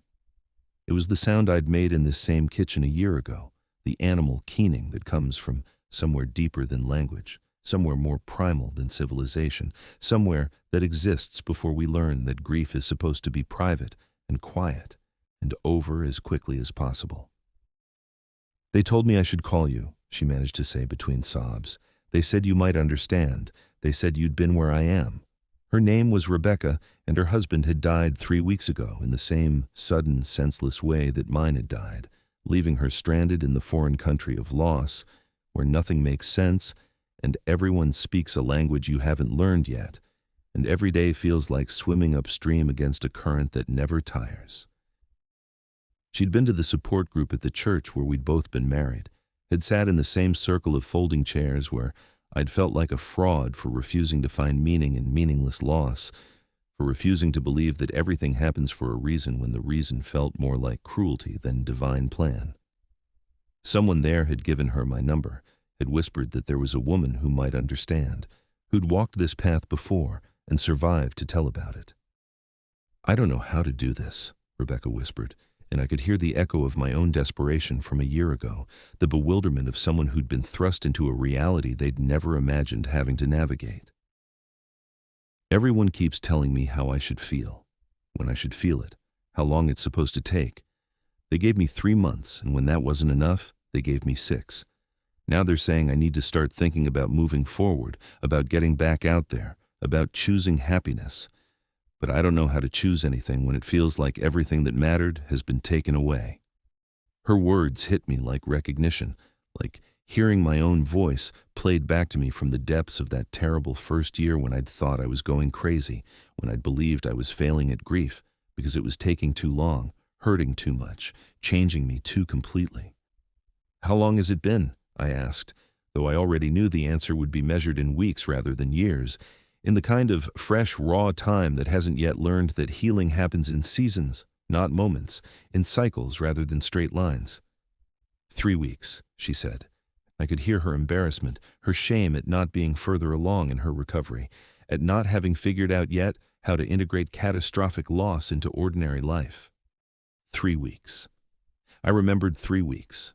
It was nothing, a blink, barely enough time to learn how to breathe in a world that had suddenly become unbreathable. Certainly not enough time to be expected to smile at grocery store clerks or care about quarterly reports or pretend that life was anything other than an endurance test disguised as normal existence. What if your pain was never meant to be wasted, but transformed? Rebecca, I said, and my voice was steadier than it had been in months, filled with the authority that comes from having walked through fire and discovered you're more fireproof than you thought. I need to tell you something that nobody told me. Something I wish I'd known when I was where you are. You are not healing incorrectly. You are not taking too long. You are not too much for the people who love you. Your pain is not a mistake. It's sacred. It's necessary. It's the price of having loved someone completely, and it's also your gateway to understanding what that love was meant to teach you. The words came out of me like water from a well I hadn't known existed, like I was drawing from some reservoir of wisdom that had been filled drop by drop through a year of sitting with my own pain long enough to let it transform from enemy to teacher, from punishment to preparation. We talked for 2 hours, Rebecca and I, and it was the most natural conversation I'd had in months, maybe years. There was no need to translate my experience into language that wouldn't make anyone uncomfortable, no need to minimize my pain to make room for someone else's discomfort. No need to pretend that I was further along in my healing than I actually was. With Rebecca, I could speak the native language of loss, could use words like devastated and broken and can't imagine how to go on without seeing that look of panic that crosses people's faces when they realize your grief is bigger and messier and more inconvenient than they're equipped to handle. We talked about the loneliness that feels like drowning, about the well-meaning friends who'd stopped calling, because they'd grown tired of our tears, about the shame of still crying in grocery store aisles when a song came on the radio that used to make us dance in our kitchens.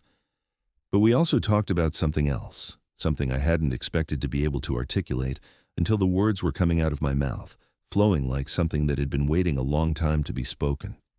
We talked about the gifts hidden in the wreckage, the ways that losing everything you thought you needed had revealed what you actually couldn't live without, the strange alchemy by which the worst thing that had ever happened to us was also becoming the thing that was teaching us the most about what it means to be fully, courageously, authentically human. I wouldn't choose this, I told her, and I meant it with every fiber of my being. I would give anything to have him back, to return to the life we were building together, to undo the phone call that changed everything. But I also can't deny that this terrible journey has shown me things about love and faith and resilience that I never would have learned any other way. Rebecca was quiet for a long moment, and I could hear her breathing on the other end of the line, could almost see her sitting in whatever space had become her sanctuary, whatever corner of her empty house where she went to practice the art of surviving one moment at a time. "You really think I'm going to be okay?" she asked finally, and her voice was so small, so afraid, so desperate for someone to promise her that this agony had an endpoint, that she wouldn't always feel like she was drowning in the shallow end of her own life.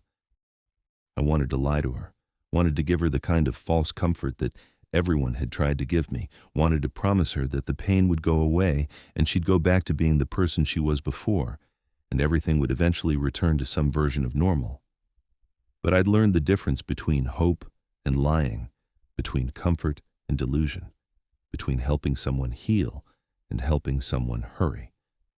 "I think you're going to become someone you can't even imagine right now," I said instead. "I think you're going to discover that you're stronger than you thought, deeper than you knew, more capable of carrying love beyond the grave than you ever imagined possible. I think you're going to learn that healing doesn't mean going back to who you were before. It means going forward to who you're becoming. And I think the person you're becoming is someone who can sit with other people's pain without trying to fix it, someone who can love with the full knowledge that love always comes with the risk of loss, and choose to love anyway, because the alternative is not really living at all." The words surprised me as they came out, not because they weren't true, but because they were truer than I'd realized, because they described not just what I hoped for Rebecca, but what I was beginning to understand about my own journey, my own transformation, my own strange and unexpected healing. After I hung up the phone, I sat in my kitchen for a long time, looking around at the space that had been the site of so much pain, so much breakdown, so much careful reconstruction of a life I'd never planned to live. The empty coffee cup was still in the sink. I'd finally washed his, had finally been able to touch the ceramic that had held the last coffee he'd ever drink without falling apart completely. But I'd kept my own cup there, as a reminder, as a daily acknowledgement that I was still here, still drinking morning coffee, still marking the passage of time in small rituals that anchored me to the world of the living, even when I felt more like a citizen of the world of the lost. The house was still too quiet, still held too many memories, still sometimes felt like a museum of a life I used to live. But it also felt like something else now, like a place where someone had been broken open and put back together, like a workshop where souls go to be repaired, like a sanctuary where the terrible, beautiful work of transformation happens one breath at a time. I thought about the woman I'd been a year ago, the one who'd sat on this same kitchen floor surrounded by broken ceramic and broken dreams, convinced that her pain was evidence of failure, proof that she was taking too long, healing incorrectly, disappointing everyone who loved her with the magnitude of her grief. That woman felt like someone I'd known briefly and lost track of, someone whose faith and hope and joy had been luxuries she could no longer afford, someone who'd believed that moving forward meant leaving the past behind, instead of learning to carry it like something sacred. She'd been so afraid of her own pain, so ashamed of her inability to hurry toward healing, so convinced that love was supposed to be permanent and loss was supposed to be temporary, and God was supposed to protect good people from bad things happening to them. The woman I was now was different, not better necessarily, but deeper, more complex, more real in ways that both terrified and thrilled me. She knew things the other woman had never even suspected, understood truths that could only be learned in the valley of the shadow of death, carried wisdom that came at a price most people never had to pay. She knew that love doesn't end when the person dies. It transforms, becomes something you carry instead of something you share, becomes a weight that strengthens you instead of a presence that completes you. She knew that grief isn't something you get over. It's something you grow through, something that grows you into a version of yourself you couldn't have imagined in the time of safety and certainty and unquestioned faith. She knew that healing doesn't happen on anyone else's timeline, that sacred work takes exactly as long as it takes, that rushing toward wholeness usually means missing the gifts that can only be found in the breaking. But most importantly, she knew that her pain had not been wasted. Every tear she'd cried, every night she'd spent staring at the ceiling, every moment she'd felt like she was drowning while everyone around her insisted she was swimming. All of it had been preparation for moments like this morning's phone call, for conversations like the one she'd just had with Rebecca, for the sacred privilege of being able to sit with someone else's pain without trying to fix it or rush it or minimize it into something more manageable. Her grief had become her credentials, her suffering had become her strength, her willingness to feel everything completely had become her ability to help others do the same. The worst thing that had ever happened to her was also becoming the thing that qualified her for the most important work she'd ever do. Over the next few months, there were more phone calls. Rebecca introduced me to Sarah, who'd lost her daughter in a car accident and been told by her pastor that God needed another angel in heaven. Sarah introduced me to Michael, whose wife had died of cancer after a 2-year battle that had left him exhausted by everyone's insistence that he should be grateful for the time they'd had together.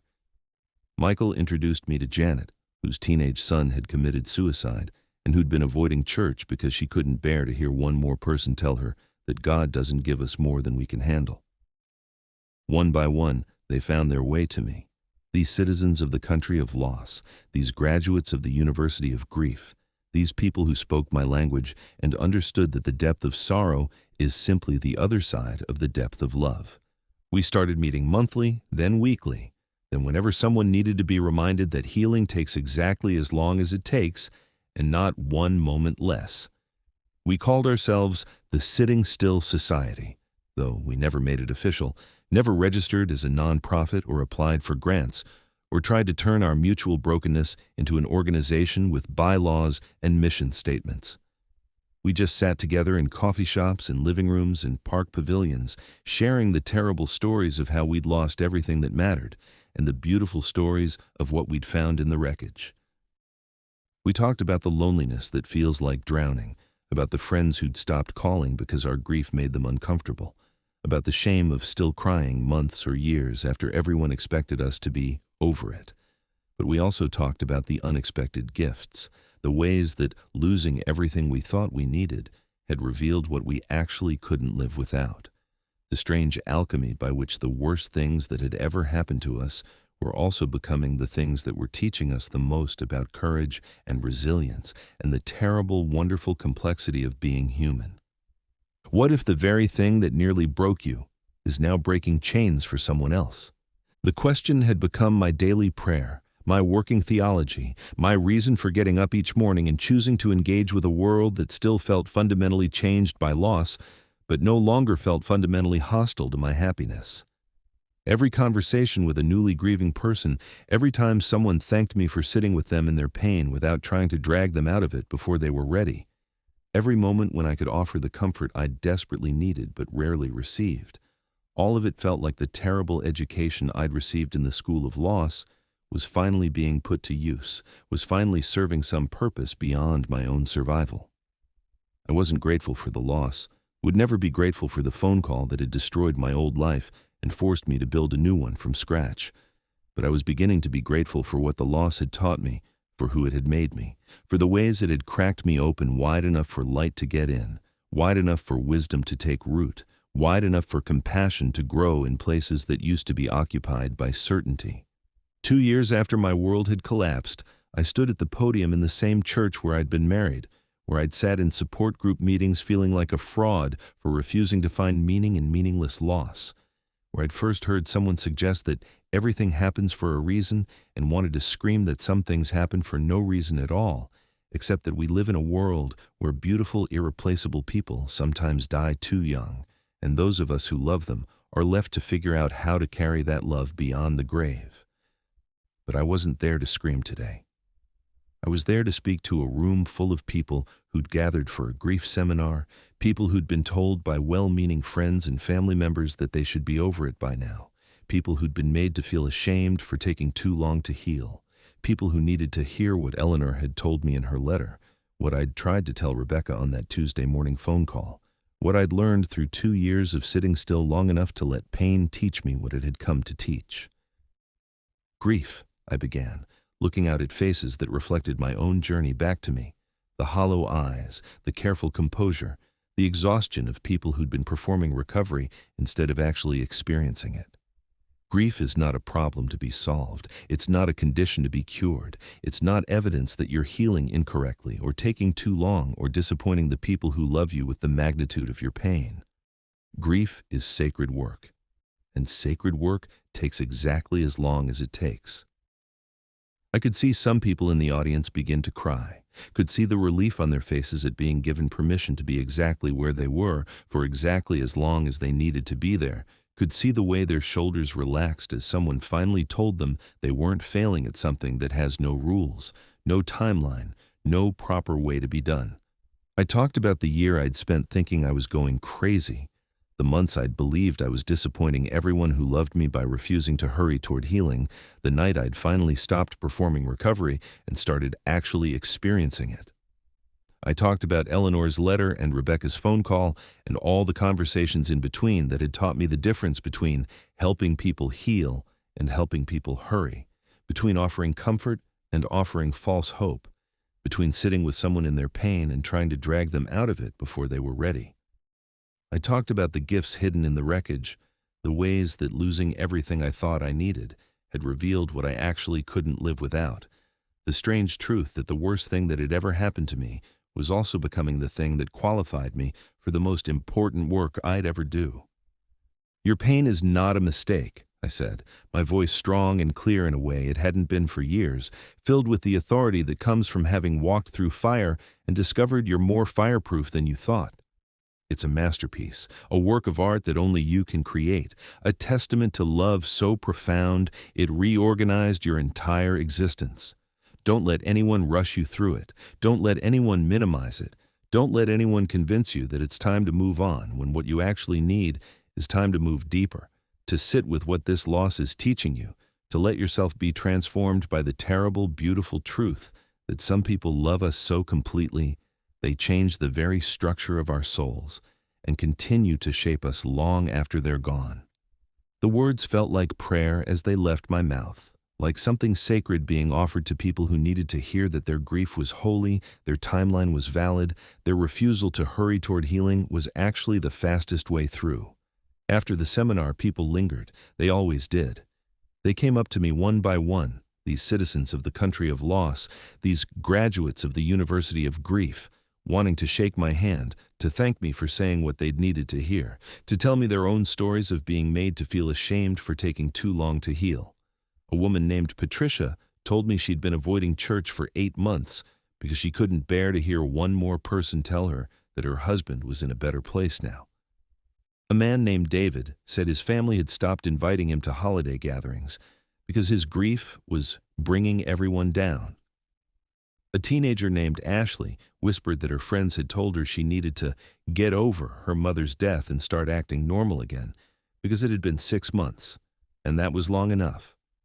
Each story broke my heart and healed it simultaneously, broke it because I recognized the familiar landmarks of the territory they were navigating, healed it because I could offer them what I'd needed so desperately and rarely received: permission to be broken, time to heal at their own pace, assurance that their pain was proof of love rather than evidence of failure.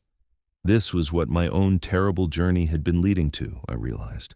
Not to some imaginary finish line where I would be over it, not to some promised land where the pain would disappear and life would return to normal, but to this, the sacred privilege of being able to sit with other people's pain without trying to fix it, the holy responsibility of holding space for grief without rushing it toward resolution, the terrible, wonderful gift of being able to love people with the full knowledge that love always comes with the risk of loss and choosing to love anyway, because the alternative is not really living at all.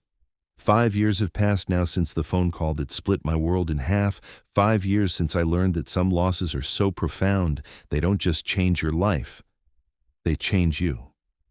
The grief is still there, will always be there, woven into the fabric of who I am like silver thread through dark cloth, catching the light at unexpected moments and reminding me that love this deep leaves marks this permanent, and that's not a failure of healing. That's proof of having been blessed by a connection so complete it left me permanently transformed. But the grief no longer feels like an enemy I need to defeat or a burden I need to bear alone. It feels like a sacred trust, a holy responsibility, a testament to love so profound it continues to reshape me years after the person who inspired it has gone. The Sitting Still Society has grown beyond anything I could have imagined. We meet in 3 different cities now, have a website where people can find us when they're drowning in the shallow end of their own grief, have trained facilitators who understand that the depth of sorrow is simply the other side of the depth of love. We don't promise people that they'll get over it, or that everything happens for a reason, or that their loved ones are in a better place now. We promise them something better, that they're not alone, that their timeline is valid, that their pain is sacred, that healing takes exactly as long as it takes and not one moment less. We promise them that someone who speaks their language will sit with them in the valley for as long as they need to stay there, will hold space for their brokenness without trying to repair it, will witness their pain without trying to minimize it. I still live in the same house, still sleep in the bed we used to share, still have moments when I forget he's gone and turn to tell him something funny that happened at work. But the house no longer feels like a museum of a life I used to live. It feels like a sanctuary where someone learned to transform suffering into service, where pain was alchemized into purpose, where the worst thing that ever happened became the foundation for the most meaningful work I've ever done. The empty coffee cup is gone from the sink now, but I still make coffee for 2 some mornings, out of habit or hope or the simple recognition that love doesn't end when the person dies. It just changes form, becomes something you carry instead of something you share, becomes a blessing instead of a burden. Eleanor passed away last spring at 93, surrounded by the family she'd taught to love without reservation despite the risk of loss. Her funeral was a celebration of a life well lived, well loved, well grieved. Her children asked me to speak, and I stood at the same podium where I'd given my first grief seminar and talked about the letter that had saved my life, the permission she'd given me to heal at heaven's pace instead of the world's timeline, the way she'd taught me that grief is not something you get over, but something you grow through. I talked about the ripple effects of her kindness, the way her willingness to sit with her own pain completely had given her the capacity to hold space for mine, the way her refusal to hurry toward healing had created space for thousands of other people to do the same. After the service, her daughter Margaret gave me a box of Eleanor's papers, including drafts of letters she'd written to other grieving people over the years, notes for a book she'd planned to write about love and loss and the sacred work of transformation, journal entries that chronicled her own 40-year journey from broken widow to wounded healer. "She always said you were carrying on her work," Margaret told me. "She said you understood what she'd tried to teach, that grief is not the opposite of love.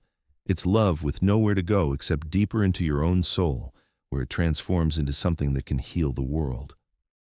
I held that box like the treasure it was, like a roadmap for the path I was already walking, like confirmation that the terrible education I'd received in the school of loss was part of something larger, something that connected me to a long line of people who'd learned to transform their wounds into wisdom, their pain into purpose, their brokenness into blessing.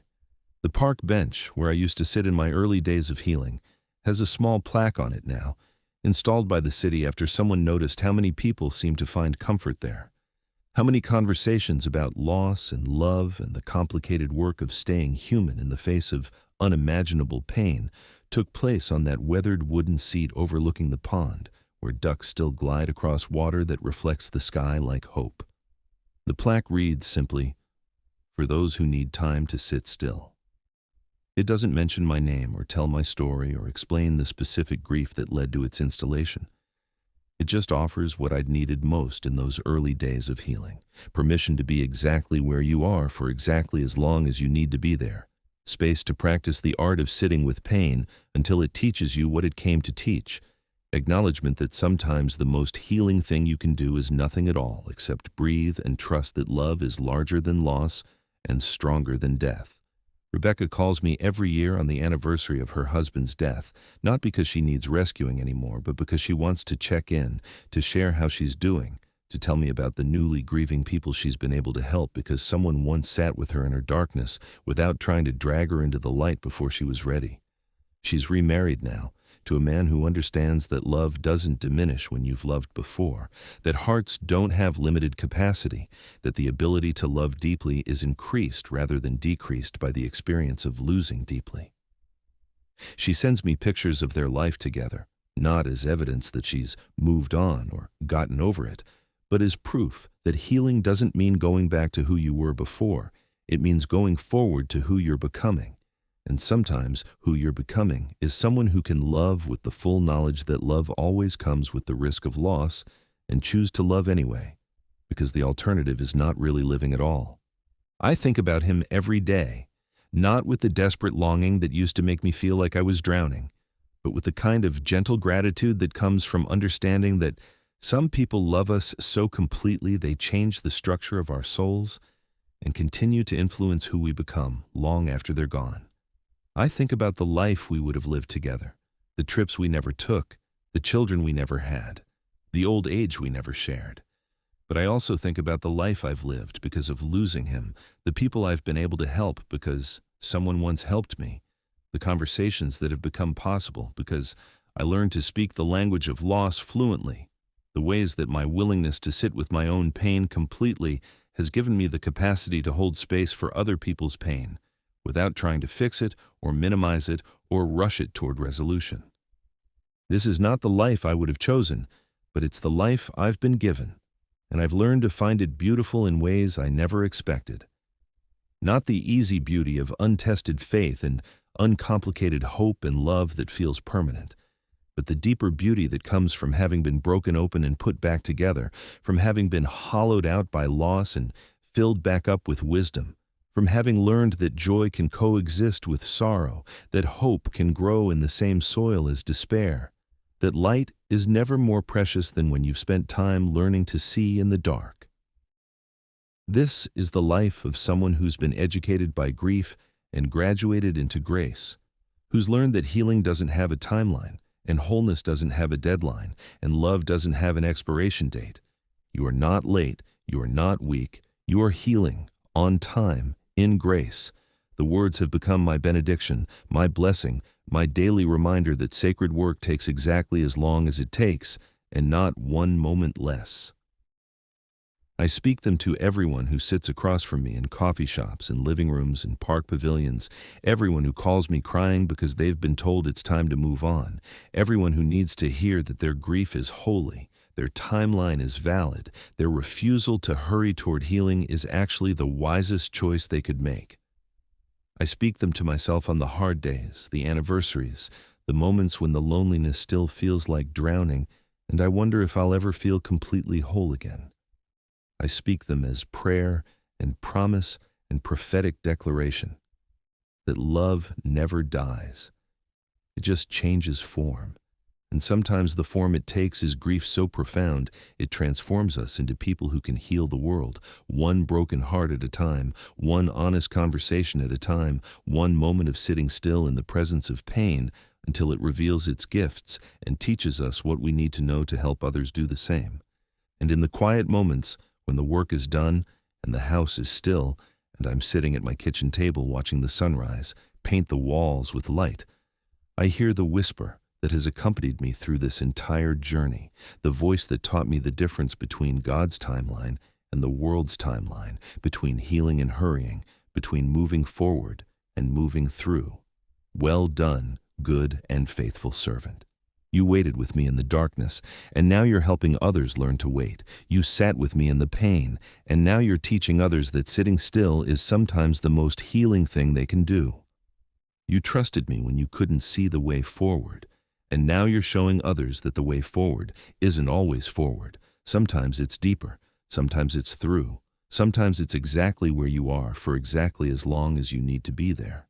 The words feel like homecoming, like the completion of something that began with catastrophic loss and has become redemptive love, like the final verse in a song that started with sobbing and has become something that sounds surprisingly like joy. This is how grief becomes grace. This is how wounds become wisdom. This is how the very thing that nearly destroys you becomes the thing that qualifies you to heal the world. Not quickly, not easily, not according to anyone else's timeline, but perfectly, completely, exactly as long as it takes and not one moment less. You are not late. You are not weak. You are healing, on time, in grace, in the perfect timing of love that never hurries and never gives up and never ever lets you go.